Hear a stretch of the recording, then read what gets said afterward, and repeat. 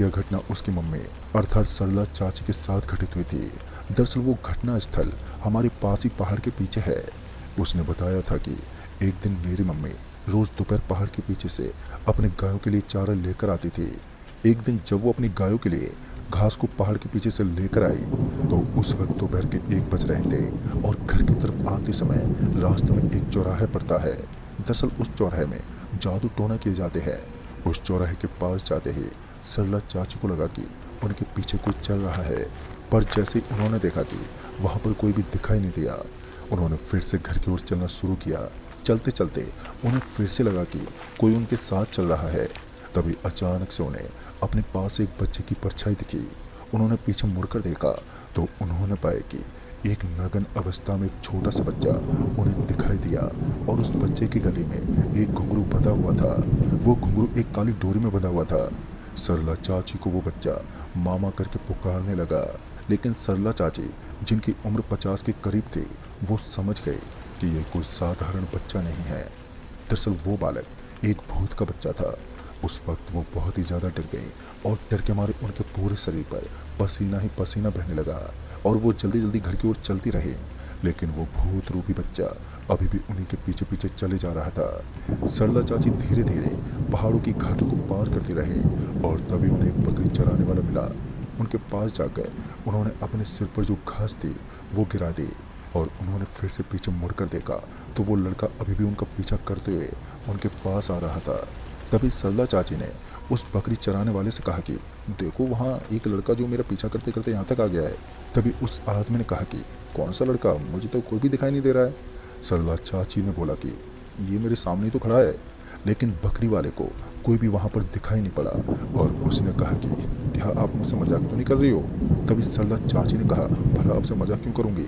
तभी बकरी वाले को ज्ञात हुआ कि आज तो पूर्णिमा है, ज़रूर इनको कोई भूतिया बच्चा दिखाई दे रहा है। तभी बकरी चराने वाले ने पूछा कि ये बच्चा तुम्हारे साथ कहाँ से आ रहा है। तभी चाची ने बताया कि रमेश के खेत से कुछ दूर आने के बाद चौराहे से वो मेरे पीछे आ रहा है। तभी बकरी वाला सोचने लग गया कि ये बच्चा आखिरकार इतनी दूर से उनके पीछे क्यों आ रहा था, लेकिन वो भूतिया रूपी बच्चा उनका कुछ कर नहीं पाया। दरअसल सरला चाची के पास एक ताबीज़ था। उस ताबीज़ की शक्ति से वो भूतिया बच्चा कुछ नहीं कर पाया। बकरी चराने वाले ने कहा कि माताजी आप बैठो, मैं आपके लिए पानी लेकर आता हूँ। और जब वो बकरी वाला वापस आया तो उसने देखा कि सरला चाची बेहोश पड़ी थी। उस बकरी चराने वाले ने पानी के कुछ छींटे मारे और चाची को होश में लेकर आया, लेकिन चाची बहुत ही ज़्यादा घबरा गई थी। जब उस बकरी वाले ने पूछा कि आप बेहोश कैसे हो गई, तो सरला चाची ने बताया कि तुम्हारे जाने के बाद वो बच्चा ज़ोर ज़ोर से रोने लग गया।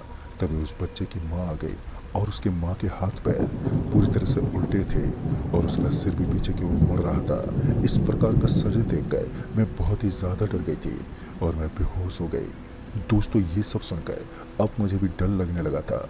उस बकरी वाले को सब कुछ समझ में आ गया और सरला चाची से कहा कि ये तुम्हारा वहम है, कुछ नहीं होता ये सब। और ये बोलकर उसे वो घर की ओर लेकर जाने लगा, लेकिन अभी भी वो बच्चा सरला चाची के साथ ही आ रहा था। फिर कुछ दूर चलने के बाद एक जोरदार हवा का झोंका आया और सरला चाची नीचे गिर गई, जिससे उनका ताबीज गले से निकल कर नीचे गिर गया। तभी वो बच्चा सरला चाची के शरीर में प्रवेश कर गया और वो सरला चाची के घर आ गया, पर चाची के शरीर में वो भूतिया बच्चा ही था। अब शरीर उस बच्चे के हाथों में ही था। तो उस दिन के बाद सरला चाची की हरकतें अब कुछ अलग ही थी। एक बार तो वो अपने बच्चे मनीष को मारने वाली थी और घर वाले समझ गए कि अब सरला चाची के अंदर कोई प्रेत आत्मा ही है। तभी उन्होंने सरला चाची को एक बाबा को दिखाया और उसने सबको सब कुछ बता दिया और तभी सरला चाची में से उस भूतिया रूपी बच्चे को भी निकाल दिया। फिर उसके बाद सरला चाची एकदम नॉर्मल हो गई और अब उनके घर पर भी सब कुछ ठीक ठाक ही है। कहानी आपको पसंद आई हो तो वीडियो को लाइक शेयर ज़रूर कर दें और साथ ही हमें नीचे कमेंट बॉक्स में ज़रूर बताएं।